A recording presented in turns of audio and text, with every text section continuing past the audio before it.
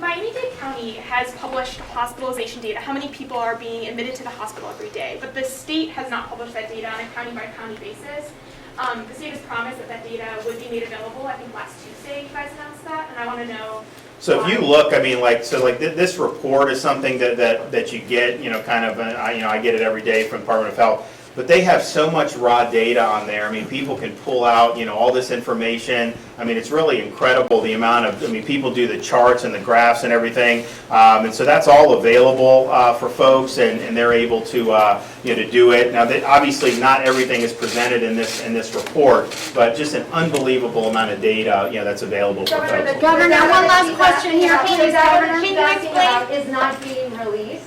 She's asking specifically about the number of patients. So all the data that goes into this is all available. I spreadsheet from that data, Governor. It is not available. It is not available. And the data that's available that shows the total number of hospitalizations is a number that if you analyze it, it really does not give us any information. The only way for us to be able to inform the public in a better way is to know the number of, just like Miami-Dade does it.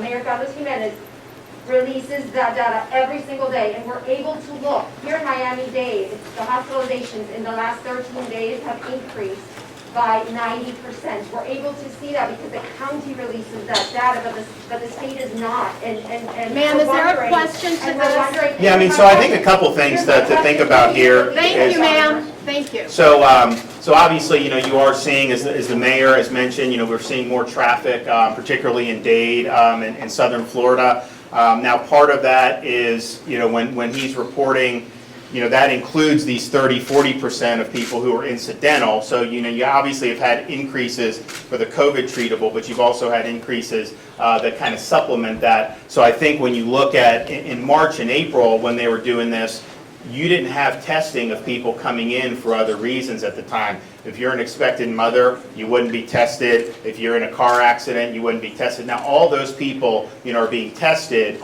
and so they're capturing a certain percentage of people, in the community who are largely asymptomatic, would not require hospitalization for this, but are doing it. And so, I think by them talking about their rate, I think Jackson's probably the highest that we've seen in that 30–40%. But I think others like Orlando Health and some of those, they're 20–25%, maybe a little less in the Tampa Bay area. But it's definitely a phenomenon, that we've seen. But I think that the message is, the census, I think that there were, 13,000, 14,000, 25% of the beds statewide are available. That's pretty consistent with where we've been. We've been, I think, between 20 and 30% since the elective procedures were put back in May, and then people have started to become more comfortable about going back to the hospital. So, we have abundant capacity, but I think that having some of the personnel support will be very, very important. And I know some of the hospital systems have done a little bit on how they're handling elective procedures. I don't think you guys have gone to any type of second level yet.